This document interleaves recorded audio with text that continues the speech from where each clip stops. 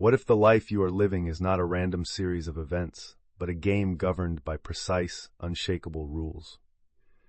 Most people play this game on defense, reacting to the moves life makes against them, feeling like a pawn at the mercy of a grandmaster they cannot see. They are unaware that they are not just a piece in the game, they are the player. This book is the missing playbook. It is a masterclass in the spiritual strategies taught by the great mystic Florence Scovel Shinn, reframed for the modern world of competition, growth, and achievement. You will learn that your mind is the strategy room, your words are your power moves, and your faith is your ultimate competitive advantage. This is not about wishing or hoping. It is about learning the rules of reality and executing a winning game plan with power and precision. It is time to stop being played and start winning. The Prosperity Playbook, Florence Scovel Shinn's Guide to Winning the Game of Life, written and published by Success Attraction Formula. Chapter 1, Mastering Strategic Thought, Florence's Way. Imagine your life as a grand chessboard, extending to the horizon. Every move you make, every piece you touch, determines your future possibilities and shapes the landscape of your reality. Now, consider that your thoughts are the chess pieces. Every single thought, a flicker of fear, a surge of faith, a memory of lack, a vision of abundance, is a move you are making on this board, defining your position and steering you toward victory or defeat. Are you playing with a clear, calm, and deliberate strategy, consciously advancing your pieces toward a chosen outcome? Or is your side of the board a scene of chaos, with you reacting to your opponent's moves with panic and confusion, your pieces scattered, your king constantly in peril? This is the stark reality of the mental game of life.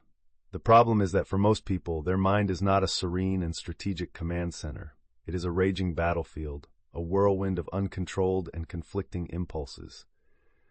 An unexpected bill arrives in the mail, and the thought of lack captures their queen. A critical comment from a coworker sends their knight into a defensive, useless position. A negative news story paralyzes their pawns with fear. They live in this state of constant mental reaction, their inner world dictated by external events. This internal chaos, this lack of coherent strategy, generates immense stress and floods the body with hormones like cortisol, which physically inhibits access to the creative, higher-thinking parts of the brain. They wish desperately for a different result in the game, blind to the fact that the turmoil they see in their circumstances is a perfect mirror of the strategic anarchy reigning within their own minds. This isn't to say the challenges on the board aren't real, but the player who allows the opponent's moves to dictate their own inner state has already forfeited the game. The first, most foundational, and most powerful act of winning is to become the calm, unshakable grandmaster of your own mind. The solution is not to simply wish the opponent away, but to master a set of core mental skills that transform you from a panicked reactor into a powerful, strategic actor. This is the very essence of Florence Scovel Shinn's profound philosophy. It was never about ignoring reality, but about fundamentally reshaping your internal response to it, knowing that your inner state is the one and only thing over which you have absolute control.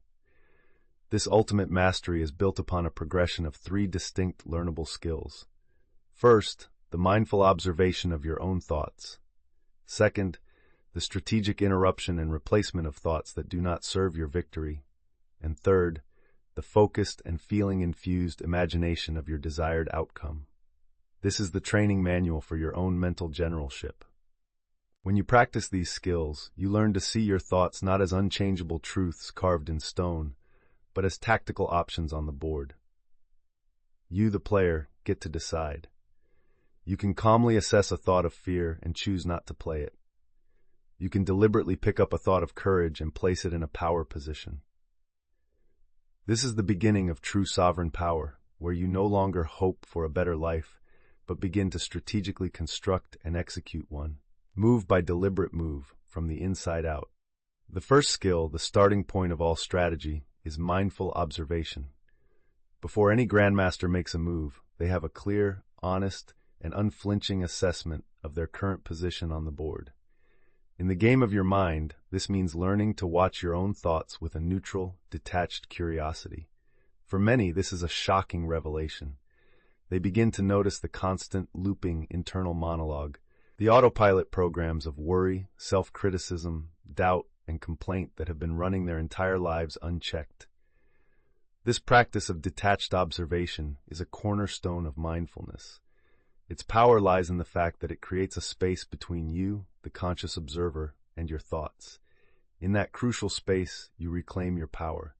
You begin to realize, I am not the anxiety, I am the one who is aware of the feeling of anxiety. I am not the fearful thought, I am the one hearing the thought of fear. That separation is liberation. Let's consider Michael, a brilliant software developer whose new startup is burning through cash and facing immense pressure. His mind is a non-stop storm. What if we run out of money before the next funding round? What if that big client leaves? Our main competitor just launched a new feature and it's better than ours. He feels crushed, paralyzed by the weight of these thoughts because he is completely fused with them. His first strategic move, as taught by his mentor, is to simply observe. He sets a timer for 5 minutes, closes his eyes, and just watches the show. At first, it's difficult. His mind jumps everywhere. He feels restless and even a little silly, but he persists. When a thought comes, he doesn't fight it, he just gently labels it. Ah, there is the what if we fail story. Okay, that's the comparison to others' thought. After a few minutes, something remarkable happens. In successfully labeling a thought, he feels a tiny moment of peace, a fractional second of quiet. He is no longer drowning in the storm. He is the lighthouse keeper, watching the waves from a position of unshakable stability. The common pitfall here is to judge the thoughts you see. The mind will try to layer on more negativity. I can't believe I'm so full of fear. I'm terrible at this. This is just another thought to be observed. The goal is radical neutrality, to watch the parade of thoughts without praise or condemnation, simply understanding your position on the board. The second skill is strategic interruption and replacement. Once you can clearly see a thought on the board that weakens your position, you must have a decisive plan to deal with it. Shinn's wisdom to not wrestle with negativity is powerfully supported by modern neuroscience. When you struggle against a negative thought, you are giving it attention and energy, which literally deepens its neural pathway in your brain, making that thought easier to have in the future. The truly strategic move is not to fight, but to pivot. You interrupt the negative pattern and deliberately replace it with a more powerful, resourceful one. This is the practice of cognitive reframing, and it is how you engage in your own personal neuroplasticity, the ability of your brain to rewire itself. Think of your thoughts as paths in a dense forest. A recurring negative thought like, I'm not good enough, is a well-worn 8-lane superhighway. It's easy and automatic for your mind to travel down it. Your new empowering thought is a tiny, barely there footpath. The act of interrupting the old thought and choosing the new one is the hard work of widening that new path with a machete.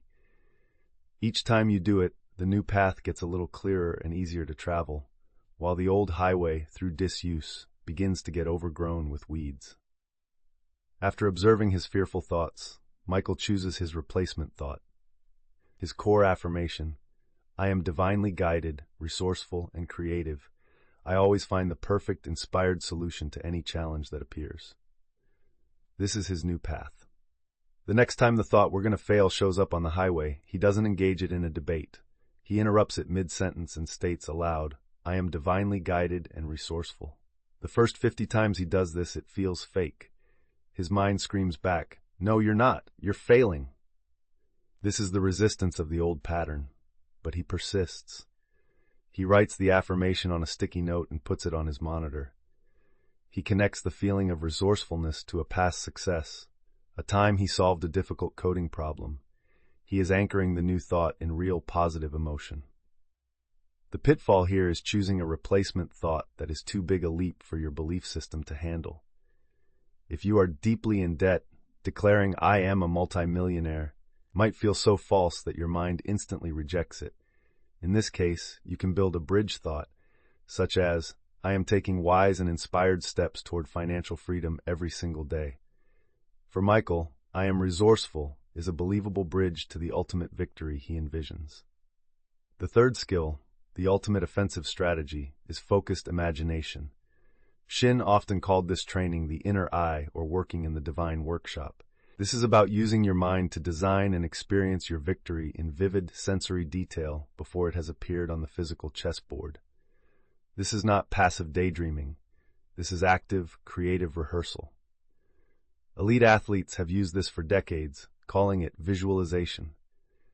They repeatedly run the perfect race or game in their minds, and studies show this mental practice activates the muscles and brain regions in nearly the same way as actual practice. You are creating a memory of with such clarity that your subconscious mind accepts it as a real experience. This works because your subconscious, the powerful engine of your life, thinks in images and feelings, not just dry words.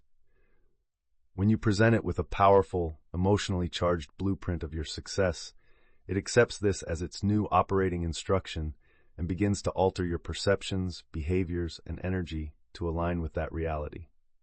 Michael's final daily practice is to spend 10 minutes in a state of focused imagination. He doesn't just think, "I want that big client." He gets comfortable, takes a few deep breaths, and steps into the scene. He feels the expensive leather of the chair in the client's boardroom. He hears the confident, clear tone of his own voice as he delivers his presentation. He sees the impressed, nodding faces of the executives across the table. Crucially, he conjures the feeling in his chest, the surge of exhilaration and profound relief, when the lead executive stands up, smiles, and says, "Welcome aboard." He holds that feeling, that emotion of victory, for as long as he can. The common pitfall is to visualize without this emotional fuel. Just seeing the images is like looking at a blueprint. The feeling is what supplies the electricity and construction crew. By embodying the feeling of the win, Michael carries that vibration with him throughout his day. It gives him the unshakable confidence that leads to a brilliant new marketing idea, the courage to make a bold phone call, and the charisma to lead his team, turning a strategic thought into a tangible, game-winning victory. Remember to subscribe to Success Attraction Formula, give this video a like, and comment with your personal opinions or suggestions for channel development. You now possess the 3 core skills of a mental grandmaster: the neutrality of observation, the decisiveness of replacement, and the creative power of visualization. You understand that your inner world is not just a reflection of the game, but the very place where the game is won or lost. But a strategy, no matter how brilliant, is useless if it remains a secret in the general's tent. How do you take these winning thoughts and translate them into a clear, powerful, and unwavering vision that acts as a binding directive for your life? What is the precise method for crafting a declaration so resonant and compelling that your subconscious mind and the forces of the universe must conspire to make it your reality? Chapter 2. Declaring your winning vision. Clearly. What if your greatest and most heartfelt ambitions were not just vague, fleeting wishes, but were instead precise and binding architectural blueprints for your future? No competent builder would ever begin construction on a skyscraper with a flimsy napkin sketch and a verbal request to build something impressive. They would demand a detailed, unambiguous, and structurally sound plan before laying a single piece of foundation. In exactly the same way, the vast creative intelligence of the universe, along with the powerful, obedient servant that is your own subconscious mind, cannot construct your ideal life from the faint and contradictory signals of, "I just wish I were happier," or "I really need more money." This is the core problem that keeps most people in a state of perpetual dissatisfaction. They live their lives as a chaotic construction site with no official blueprints. Their desires are blurry, inconsistent, and often at war with each other. They say they want wealth, but their dominant thoughts are of scarcity and bills. They say they want love, but their internal monologue is a replay of past heartbreaks and fears of being hurt again.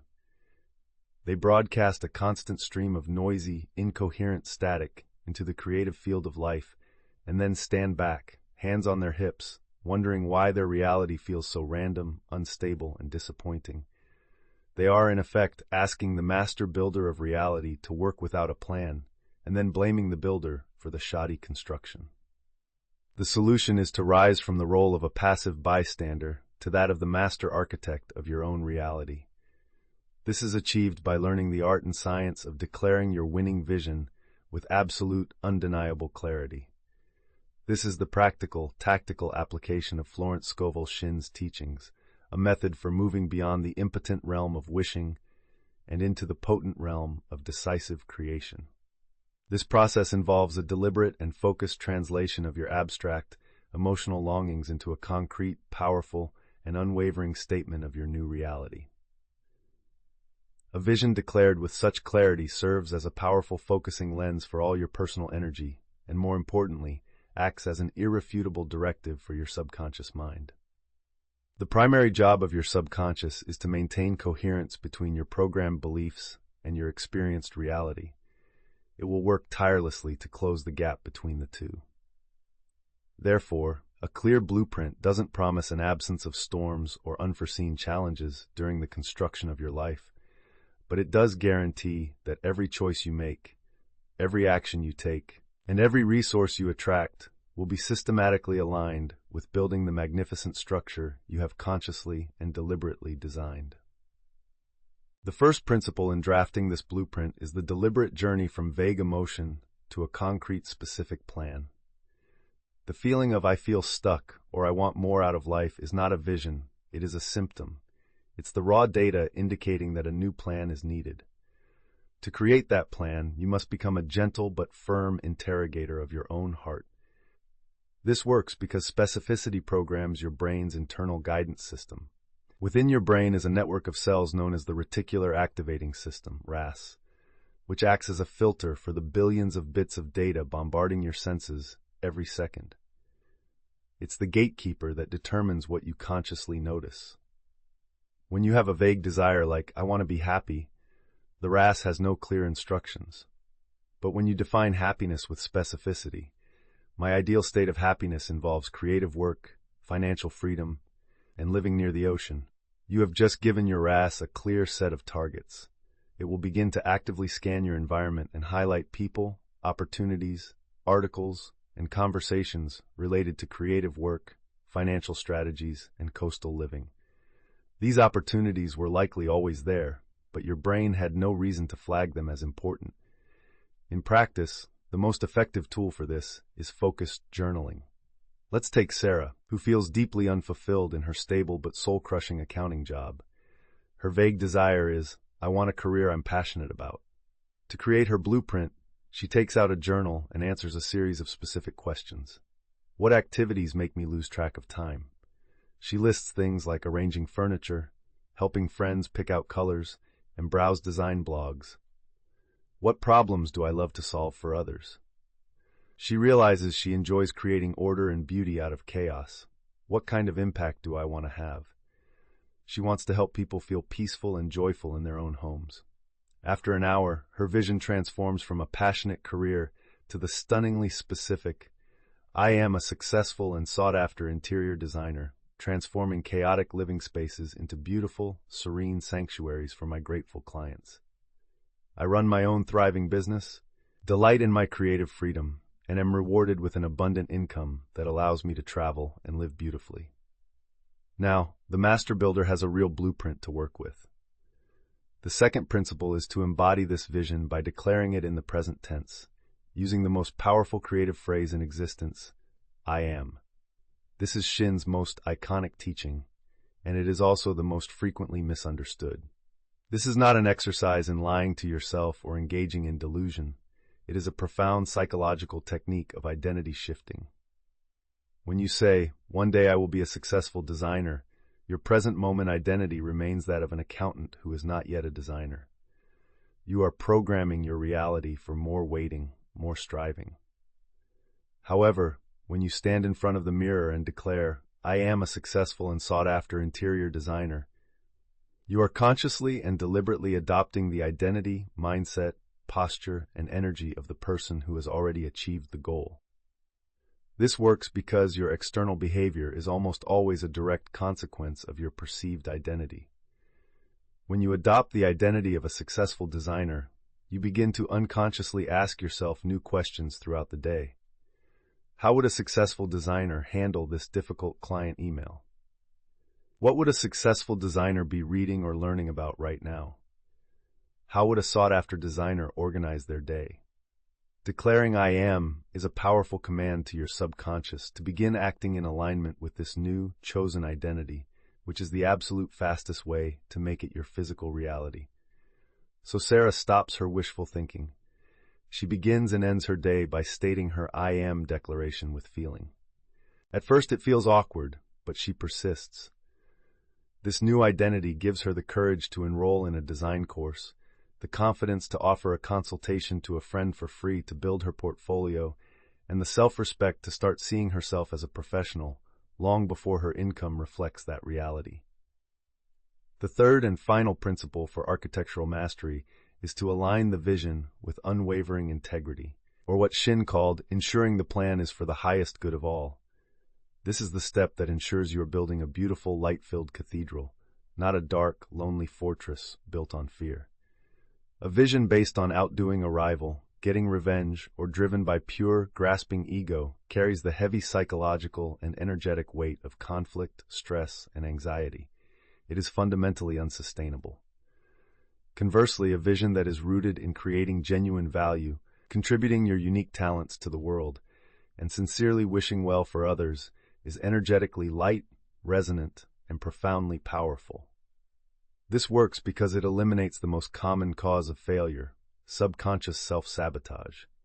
If on some level you believe your success will harm someone else, or that you are unworthy of it, your subconscious mind will find ingenious ways to block you. Aligning your vision with a higher purpose and a sense of mutual benefit creates a state of internal harmony and coherence that magnetizes help and cooperation from the outside world.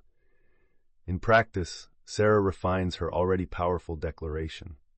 She adds the final, crucial element. I am a successful and sought-after interior designer.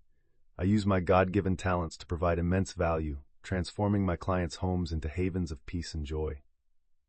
I am generously and abundantly compensated for my creative contributions, and my success uplifts and blesses me, my family, and every client I have the privilege to serve. Her vision is now purified. It is no longer about escaping a job she hates. It has been elevated to a mission of service and value creation. This is a blueprint that the universe and her own highest self can wholeheartedly get behind and support. Remember to subscribe to Success Attraction Formula. Give this video a like and comment with your personal opinions or suggestions for channel development.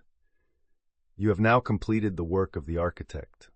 You have crafted a clear, specific, powerful, and righteous blueprint for your victory.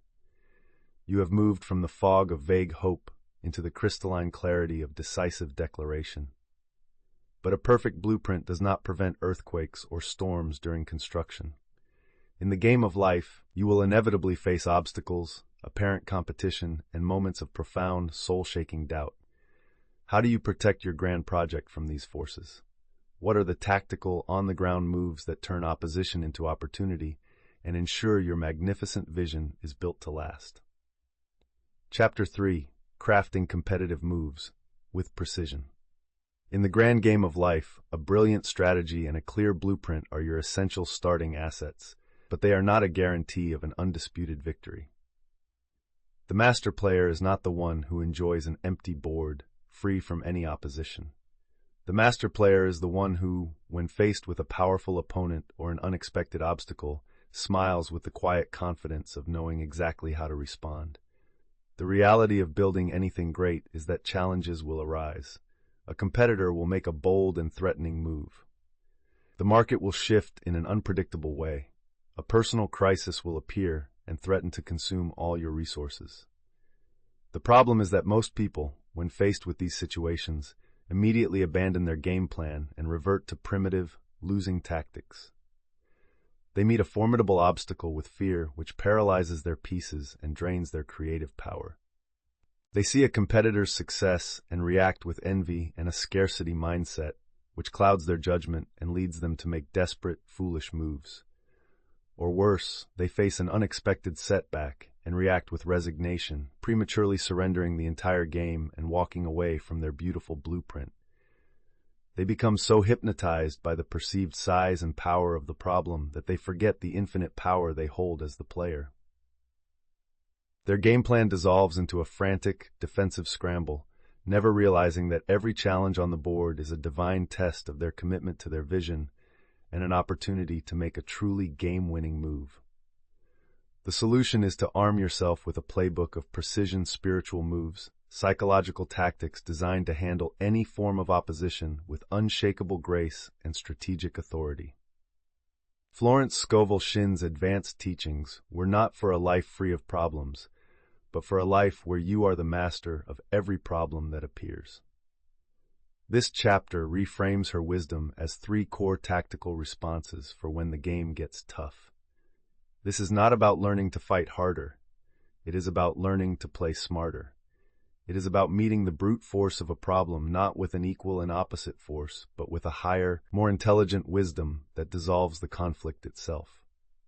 You will learn to strategically de-energize any obstacle by withdrawing your focus, to adopt a powerful abundance framework that makes competition irrelevant, and to prime your own mind to become a relentless solution-finding machine.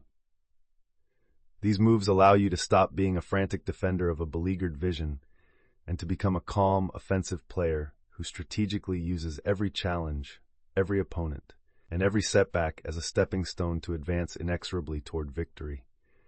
The first tactical move is to de-energize the obstacle by performing a strategic withdrawal of your focus.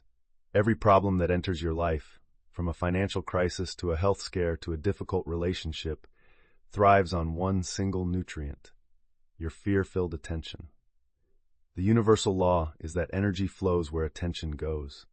By obsessing over the problem, ruminating on worst-case scenarios, and complaining about it to others, you are hooking up a high-powered energy hose and feeding the very monster you wish to vanquish.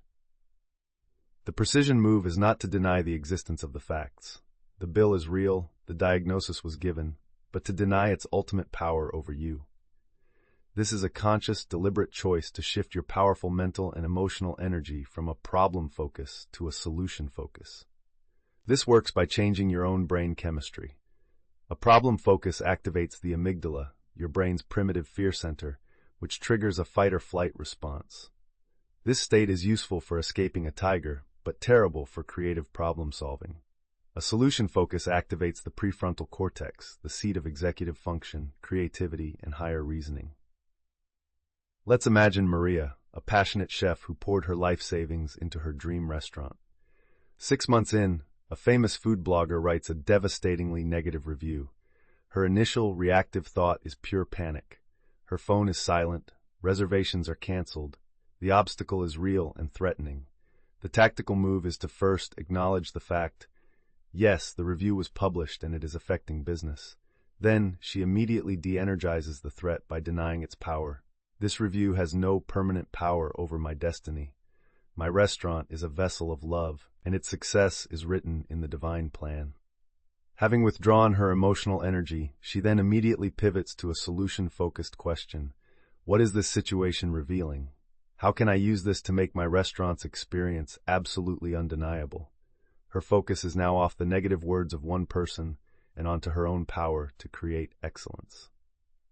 The bad review becomes the catalyst that inspires her to create a new, innovative tasting menu and to implement a radical new standard of customer service that soon creates a powerful, positive word-of-mouth buzz that is far more potent than any single review. The second tactical move is to completely transcend the competitive mindset by intentionally adopting an abundance framework. The scarcity mindset, the core belief that there is a limited pie of success, happiness, and resources, and you must fight for your slice, is the most common and destructive trap in the game of life. It turns potential collaborators into rivals, fuels anxiety and jealousy, and forces you into a state of perpetual struggle. Shinn's most radical and liberating teaching was that your supply is infinite and your good is preordained for you. No one can take what is truly yours. This works by elevating you to an entirely different and more powerful playing field. When you operate from an abundance framework, you genuinely believe in creative solutions, unexpected opportunities, and win-win scenarios. Instead of clawing for a bigger piece of a small pie, your creative energy is freed up to focus on baking a much bigger, more delicious pie for everyone. Let's return to Maria. A month after her revival, a new, Trendy restaurant with a famous chef opens right across the street. The scarcity mindset would see this as a death blow. It would tempt her into lowering prices, copying their menu, or feeling resentful. Instead, Maria makes the abundance move. She declares, "There is more than enough abundance and clientele for everyone." This neighborhood is becoming a vibrant culinary destination, and their success only adds to the energy and attracts more food lovers to the area. This statement is not naive. It is profoundly strategic. It releases her from the toxic, cortisol-inducing stress of rivalry. Freed from that anxiety, her mind becomes clear and innovative. She walks over to the new restaurant, introduces herself to the owner, and proposes a restaurant week collaboration for the whole street. The other owner, impressed by her confidence, agrees. By choosing abundance over scarcity, she transformed a potential rival into a powerful ally, and together they created far more success than either could have alone. The third and most advanced tactical move is to actively prime your mind to become a solution-finding engine. Shinn taught the use of powerful, authoritative declarations, what she called speaking the word, to command a situation to yield to a divine perfect pattern. In modern psychological terms, this can be understood as using specific, commanding language to direct your own subconscious supercomputer to solve for a specific variable. When you declare with unwavering faith, divine order is now established and the perfect solution is revealed, you are accomplishing two critical things. You are calming your own sympathetic nervous system, pulling yourself out of a panicked state and into one of calm clarity.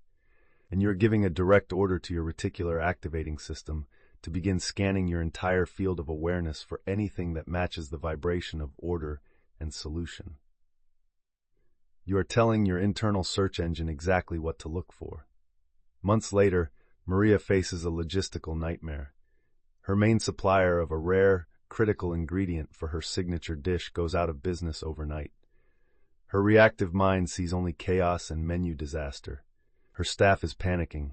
She takes a breath, closes her office door, and makes the tactical move. She repeats with quiet authority, "There is no problem here, only a solution. Infinite intelligence knows the answer, and I am now guided to it. The perfect supply is revealed." She isn't wishing, she is commanding her own perception to find the answer. This calms her down.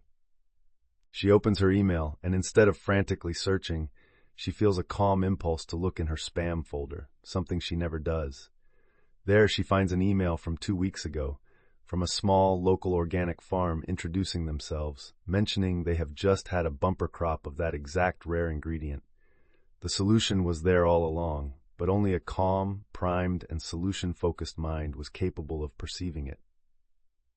Remember to subscribe to Success Attraction Formula, give this video a like, and comment with your personal opinions or suggestions for channel development. Chapter 4. Engineering Scalable Systems for Growth. What if you could build a machine that produced success for you automatically? Imagine for a moment a farmer who performs a powerful rain dance, and miraculously, a huge storm comes and waters his entire crop. His harvest is saved. This is a single, magnificent win. But what happens next season when the sun beats down again? He must perform another heroic, effortful act. Now imagine a different farmer who, instead of dancing for rain, spends his season meticulously designing and building a complex irrigation system, channeling water from a distant, constant river. His work is up front, but once built, his system delivers life-giving water automatically, season after season, with minimal effort. Which farmer possesses the more intelligent and sustainable form of power? The problem in most people's lives is that they play the role of the rain dancer. They use intense effort, willpower, and affirmations to achieve a specific goal. They land the big client, get the promotion, or attract a lump sum of money. This is a victory, but it is an isolated event. Soon the pressure is back on, and they find themselves in the same state of anxious striving, needing to perform another heroic act to generate the next win. Their success doesn't compound. It exists as a series of disconnected peaks, separated by deep valleys of anxiety and struggle, because they have not built any systems for sustainable growth. They are working for their success instead of having a system of success that works for them. The solution is to shift your identity from being a heroic rain dancer to being a master spiritual engineer. This means you must consciously design and implement a set of powerful, self-sustaining systems into your life that automate the process of abundance and growth. This is about creating habits and frameworks, both in your inner world and your outer world, that make success your default setting rather than a product of constant, draining effort. An engineered system works for you even when you are not consciously thinking about it. It creates a baseline of positive momentum so that your conscious efforts are now used for exponential leaps, not just for survival. When you have these systems in place, you move from the exhausting cycle of hustle and crash to a graceful upward spiral of compounding growth. You are no longer just playing the game. You are redesigning the entire game board to be tilted in your favor permanently. The first and most powerful system you can engineer is what Florence Scovel Shinn referred to as the law of tithing, or what we can call the system of first fruits. This is the practice of giving away a set portion, traditionally 10%, of all the income you receive. To the logical, scarcity-minded brain, this seems like madness. Why would you give money away when you feel you don't have enough? But this is not a financial transaction. It is a profound psychological and spiritual one. It is a system designed to powerfully demonstrate your faith in an infinite, unseen source. It works because it directly attacks the root of all financial struggle, the subconscious belief in lack and limitation. By giving away the very first portion of your increase before you pay a single bill, you are making an audacious statement to your own subconscious mind and to the universe that you are not afraid. You are declaring, through action, that you believe your supply is so vast and so reliable that you can afford to be generous. This act of faith breaks the psychological grip of the hoarding instinct and shifts you from a closed fist to an open channel. For this system to work, the giving must be done with joy and a feeling of abundance, not with a begrudging sense of duty. In practice, let's look at Ben, a talented freelance writer who is perpetually in a feast or famine cycle. He lands a big project, a single heroic win, but is immediately terrified to spend any of the money, hoarding it in fear of the next famine. He learns about this principle and decides to try it. With a trembling hand and a racing heart, he takes 10% of his project fee and donates it to a local animal shelter he loves. The act itself, though terrifying at first, creates a profound shift in him. For the first time, he feels like a person of abundance, a philanthropist. This newfound confidence is palpable. The next week, when a potential client asks for his rate, instead of quoting his usual low number, he quotes a rate 30% higher from a place of calm self-worth. The client agrees without hesitation. He has broken the cycle of scarcity by engineering a system of faith into his finances. The second essential system is the system of perpetual gratitude. Gratitude is often spoken of as a fleeting, passive emotion, something you feel only after something good has happened. A spiritual engineer understands that gratitude is not passive. It is an active, creative force and a system for programming your reality. The practice involves creating a non-negotiable daily habit of identifying and feeling gratitude for the good that is already present in your life, no matter how small. This works on multiple levels. On a neurological level, a consistent gratitude practice rewires your brain, training your reticular activating system to actively scan your environment for more things to be grateful for. What you appreciate appreciates. On a vibrational level, the feeling of gratitude is the energetic signature of a prayer that has already been answered. When you feel deep gratitude for the money you do have, you are aligning your energy with the state of having even more. In practice, Ben decides to build on his initial success. He engineers a simple gratitude system. Every morning before he begins work, he opens a notebook and writes down 3 specific things he is grateful for about his business. On a good day, it's easy. I'm grateful for the new client who just signed. But the real work is done on the slow days. I am deeply grateful for my laptop that works flawlessly and allows me to do my work. I am grateful for the testimonial from a happy client last year. I am so thankful for the idea that came to me in the shower this morning.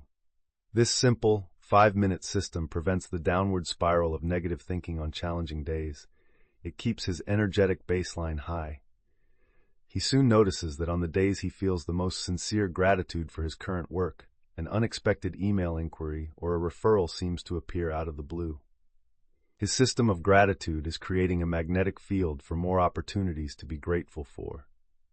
The third system, and perhaps the most crucial for long-term growth, is the system of active forgiveness.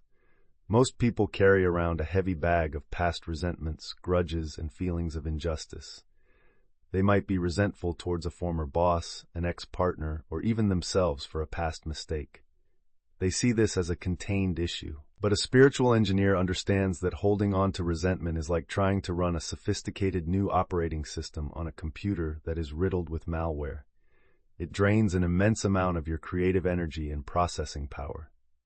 Forgiveness, as Shinn taught it, is not a moral favor you do for the other person. It is a pragmatic system for clearing your own energetic hard drive so you can run at full capacity. This works by cutting the invisible energetic cords that tie you to a negative past event. As long as you are in a state of resentment, a part of your life force is constantly being leaked into the past, fueling that old hurt. When you forgive, you sever that cord and reclaim all of that wasted energy to be used for building your present and future vision. Ben realizes he is still carrying deep resentment towards a former business partner who he feels cheated him out of a significant sum of money years ago. This resentment has made him cynical, untrusting, and hesitant to enter into new collaborations. It's a corrupt file slowing down his entire system. He decides to engineer a system of forgiveness. Every evening he speaks a simple declaration: I fully and freely forgive my former partner. I release him to his highest good, and I release myself to my highest good. The divine law of justice is sovereign, and the debt is now cleared. I am free. He feels nothing at first. It feels like hollow words, but he persists with the system. After several weeks of this practice, he notices a change. He feels lighter. He thinks about the old partner less and less. One day, a promising and exciting collaboration opportunity presents itself. The old, resentful Ben would have been too cynical and suspicious to even consider it. The new, freer Ben is able to assess the opportunity with clarity and optimism, allowing him to take a major step forward in his career. He didn't just win a battle, he upgraded his entire operating system. Remember to subscribe to Success Attraction Formula. Give this video a like and comment with your personal opinions or suggestions for channel development. You have now moved beyond being a magician who performs isolated tricks and have become the engineer of a self-sustaining ecosystem of success. You have systems in place that cultivate faith, gratitude, and energetic freedom automatically. But a powerful, perfectly engineered machine is only useful if you know how to operate it day to day. How do you learn to recognize and capitalize on the daily opportunities that your new, powerful systems will inevitably begin to produce? How do you skillfully seize the fleeting moments of tactical advantage that life presents, turning everyday situations into profitable game-winning outcomes? Chapter 5. Profiting from Tactical Advantage Daily. Imagine you are the captain of a magnificent, state-of-the-art sailing ship. Your vessel is perfectly engineered, your crew is loyal, and your destination is marked clearly on your map. You have everything you need for a successful voyage. But what happens when you are out on the open ocean? The ultimate success of your journey now depends on your skill as a captain to read and use the elements. How skillfully do you harness a sudden favorable wind? How adeptly do you navigate a powerful ocean current to increase your speed? A novice captain might have the best ship in the world, but, through a lack of awareness, find himself fighting the wind and struggling against the current. The problem for many on their spiritual journey is that they reach this very point. They have done the deep work. They have mastered their thoughts, clarified their vision, and even engineered powerful systems for growth. Their ship is built. But they fail to profit from their new, elevated position because they are not trained to recognize and act upon the daily, subtle advantages that life begins to present to them. They are waiting for a tidal wave of success, a dramatic sign from the heavens, while overlooking the quiet, favorable currents of intuition and the gentle but powerful winds of synchronicity that could carry them to their destination with breathtaking speed and ease. They miss their moments of tactical advantage because they are not looking for them. The solution is to cultivate the skill of what we can call divine awareness, or a state of enlightened spiritual opportunism. This is the art of being so acutely present and attuned to the flow of life that you can instantly recognize and act upon the intuitive hunches, inspired ideas, and meaningful coincidences that your newly aligned systems will inevitably start to generate. Your systems clear the fog, but divine awareness is the skill of seeing clearly through the clean air. It's about understanding that the universe communicates not always in thunderous proclamations, but often in quiet whispers, gentle nudges, and fleeting opportunities. The master player doesn't just have a great game plan. They are brilliant at improvisation, ready to seize any opening their opponent, or the universe provides. Developing this awareness allows you to stop waiting for your ship to come in and to start actively sailing it, capitalizing on every gift the ocean of life offers you along the way. The first principle of this daily mastery is recognizing and honoring the power of the inspired hunch, or what is more commonly known as intuition. To the skeptical mind, intuition seems like a mystical, unreliable fluke. But from a higher perspective, intuition is simply your subconscious supercomputer delivering a high-speed data analysis to your conscious mind. Your subconscious is constantly processing millions of bits of data from your environment, micro-expressions, ambient sounds, subtle patterns, that your conscious mind is completely unaware of. An intuitive hunch is its way of sending you an executive summary. Based on all the available data, including information you are not consciously aware of, this is a high probability move. Act on this. This works because your spiritual systems have aligned your subconscious with your highest good. Your intuition is no longer clouded by fear and lack. It is now a pure channel for divine guidance. Honoring it, especially when it seems illogical, is an act of faith that strengthens the connection, making the guidance clearer and more frequent. Let's look at Chloe, a real estate agent who has been diligently applying the principles. She has her systems of gratitude and forgiveness in place. One afternoon, while driving her usual route to the office, she gets a sudden, strong, and seemingly random urge to turn left down a quiet residential street she rarely visits. Her logical mind protests, "Why? It's inefficient. You'll be late." But she's been learning to listen to these nudges. She trusts the feeling and makes the turn. As she drives down the street, she sees an elderly man hammering a "For Sale by Owner" sign into his lawn. It's a beautiful, unique property, the exact kind one of her best clients has been fruitlessly searching for months. She pulls over, has a wonderful conversation with the owner, and within a week has closed one of the easiest and most profitable deals of her career. The logical mind could never have engineered that outcome. It was a clear profit gained from a tactical hunch. The second principle is learning to distinguish between stressful, forced action and light, inspired action. Our culture often glorifies the hustle, the idea that success requires constant, grinding, relentless effort. This leads to burnout and diminishing returns. The truth is, a single divinely timed inspired action is infinitely more powerful than 1,000 actions taken from a place of fear or ego. The key is to learn what each feels like. Forced action, or hustle, feels heavy, stressful, and draining. It's when you're trying to make something happen, to force a door open. Inspired action, on the other hand, feels light, exciting, clear, and often effortless. It doesn't feel like you're doing it. It feels like it is being done through you. This works because an inspired action is, by its nature, aligned with the path of least universal resistance. It is the universe showing you an open door, a favorable current.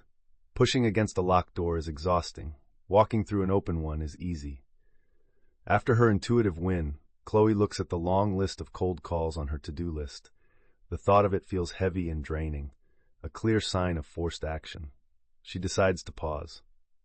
Instead of forcing the calls, she takes a few minutes to meditate and asks a simple question: what is my most effective action right now? She lets her mind go quiet, Then, a clear image of a former client, a developer she worked with 2 years ago, pops into her head. The thought of calling him just to say hello and see how he's doing feels light and easy. She follows that inspiration. She calls, and the developer is floored. He tells her, "Chloe, this is unbelievable. I was literally in a meeting this morning with my partners, and we decided to start looking for a new commercial property. Your name came up, but I hadn't had a chance to call you yet." Her single, light, inspired action landed her a massive multi-unit project that 100 heavy, forced cold calls might never have produced. The third principle for daily profiting is mastering the art of active receiving. The game of life is a game of giving and receiving. Many ambitious people are excellent at the giving part, giving effort, giving time, giving value, but they are terrible at receiving. They feel awkward accepting a compliment. They feel guilty when someone does them a favor, and they feel like an imposter when they achieve the very success they have been working for. This inability to receive is a powerful subconscious block that sends a mixed signal to the universe. It's like saying, "I want abundance." But then when a small package of it arrives, you refuse to sign for it. This works because actively and gracefully receiving is a powerful declaration of your own worthiness. It affirms to your subconscious mind that you deserve the good that is coming to you, which in turn calibrates your energetic field to allow for even more good to flow in. When Chloe's grateful client from the Hunch House sends a lavish and expensive gift basket to her office, her old, conditioned impulse is to feel embarrassed and say, "Oh, this is too much, you shouldn't have." But she has been practicing this new principle. Instead, she pauses and consciously decides to practice active receiving. She calls the client and says with genuine warmth, "Thank you so much for this beautiful gift. It was so thoughtful of you, and receiving it brings me so much joy. I deeply appreciate it." She then enjoys the contents of the basket with her family, feeling nothing but gratitude. This simple act of fully and joyfully receiving, without guilt or deflection, completes the circuit of abundance. It reinforces her own self-worth and sends a clear message to the universe. I am open, I am worthy, and I am ready for more. Remember to subscribe to Success Attraction Formula, give this video a like, and comment with your personal opinions or suggestions for channel development. You are now a master strategist with a clear vision. You are a brilliant engineer with self-sustaining systems for growth, and you are a skilled captain, able to read the winds of intuition and profit from the daily currents of opportunity. You have all the machinery and the operational skill. But what is the invisible, silent fuel that powers this entire magnificent engine? What is the one non-negotiable, foundational quality that will hold everything together when you face the ultimate tests of your journey? When the seas are calm for too long or the storm seems too great to survive. Chapter 6. Leading the game with unshakable faith. What is the invisible, intangible force that allows a trapeze artist to let go of the solid bar, to fly through the air for a heart-stopping moment, long before they can see or feel the next bar swinging towards them? It is not merely skill, nor is it just courage. It is a profound and total faith, faith in their partner, faith in their training, faith in the laws of physics that govern their flight. This absolute faith is not a passive hope. It is the active, dynamic force that makes the entire performance possible. In the great game of your life, after you have mastered your mind, clarified your vision, built your systems, and honed your awareness, you will arrive at this same critical moment of release. You will be asked to let go of your attachment to your current reality, to fly through a period of the unknown, and to trust that the new reality you have designed is swinging towards you, even when you cannot yet see it. This is the ultimate test, and the force that carries you across the void is unshakable faith. The problem is that for most people, their faith is highly conditional. It is strong and vibrant when things are going well, when the affirmations are working, when synchronicities are appearing, when the evidence is rolling in. But the moment a real test of faith arrives, it crumbles. A test can take many forms: a long, deafening period of silence where nothing seems to be happening, an unexpected and devastating setback that seems to contradict everything you've been affirming, or the appearance of a challenge so immense that your vision feels laughably impossible. In these moments, the logical mind screams that the system isn't working. Doubt rushes in like a flood, and the temptation to revert to old patterns of fear, worry, and control becomes almost overwhelming. This is the critical point where most people abandon their principles, just before the greatest breakthrough is scheduled to occur. They let go of their faith in the gap, and so they fall. The solution is to cultivate a powerful, resilient, and unconditional faith. This is a faith that is not a fragile feeling, dependent on external validation, but a deep internal stance that you consciously choose to hold. It is a peaceful, resolute knowing that the spiritual laws you have put into motion are always at work for your good, even when, and especially when, your five senses perceive evidence to the contrary. This unconditional faith is the bedrock foundation upon which your entire structure of success is built. It is the fuel for your engine, the courage for your heart, and the light that guides you through the darkest and quietest moments of your journey. It is the final, non-negotiable ingredient that transforms a student of these principles into a true master of the game. The first principle of this mastery is understanding that faith is a conscious choice, not a passive feeling. You do not wait to feel faithful. You decide to be faithful. Feelings are fickle and are often influenced by weather, moods, or external events. A decision, however, is an act of will, a commitment of your highest self. When doubt and fear arise, you do not have to feel your way out of them. You can decide your way out.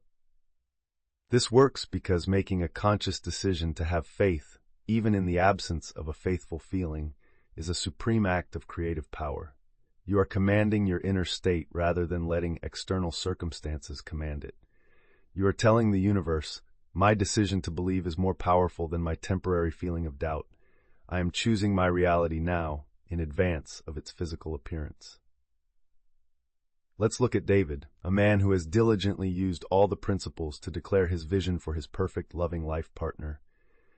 He's been affirming, visualizing, and clearing his resentments for months, but his reality remains unchanged. He feels lonely, and the doubt becomes a deafening roar in his mind. He is on the verge of giving up, concluding that this stuff doesn't work. In his moment of despair, he remembers this principle. He takes a deep breath and makes a declaration not of feeling but of choice. I do not feel it right now. I feel doubt. But right here, right now, I am making the decision to have unshakable faith that my perfect partner is being guided to me by divine law. My choice is my power. In making this decision, a surprising sense of peace and stability washes over him, a calm that his fickle feelings could never provide. He has taken his stand. The second principle is understanding and passing the test of indifference. Florence Scovel Shinn taught that often, right before a major manifestation, there is a final test of faith. This test can be a dramatic challenge, as we've discussed, but very often it is a test of absolute stillness and silence, a period of time when nothing happens. The phone doesn't ring, the emails don't come, your vision seems no closer than it was months ago. This is the land of let go, the void between your old reality dying and your new one being born. The strategic key to passing this test is to cultivate an attitude of active indifference. This is not a state of not caring. It is a state of profound trust. It is the calm knowing that your good is on its way, so you don't need to frantically check for the shipping confirmation every 5 minutes. This works because any anxiety, worry, or frantic energy you project during this delicate phase can disrupt the process. Your fear can repel the very good you are trying to attract. By remaining calm, peaceful, and indifferently confident, you are holding the perfect energetic space for your desire to arrive. After making his decision to have faith, David enters this very test. Weeks go by, nothing. No dates, no prospects, no signs. The temptation to fall back into despair is immense, but he holds to his decision. When he thinks of his vision, he practices indifference. He smiles and thinks, I am not worried. I know divine timing is perfect. It is done. He focuses on enjoying his present life, not from a place of resignation, but from a place of peaceful expectation. He has passed the test. The third principle, the ultimate expression of unshakable faith, is to live in the state of the wish fulfilled. This is the final graduation. It is the practice of thinking, feeling, speaking, and acting as if your prayer has already been answered. It's about completely closing the psychological and emotional gap between who you are now and who you will be when your vision is realized. This is the most powerful signal you can possibly send to your subconscious mind and to the universe. It is a declaration that there is no separation between you and your desire. When you fully embody the state of the wish fulfilled, the physical manifestation is not something you are trying to attract. It becomes the natural, logical, and inevitable byproduct of your state of being. David is now living in his decision of faith and his state of indifference. One Saturday, he is about to call a friend to complain about his single status. He catches himself. He asks, "How would I be thinking and feeling right now if my amazing partner were in the next room?" He realizes he would feel happy, whole, secure, and relaxed. So he chooses to embody that state right now, for no reason other than that is who he has decided to be. He spends the rest of his day in this state of quiet joy. Later that evening, feeling relaxed and confident, he decides to go to a casual dinner party he might otherwise have skipped. As he walks in, the host introduces him to a woman visiting from out of town. Their connection is immediate and profound. She is the living, breathing embodiment of the vision he had so carefully declared and so faithfully held.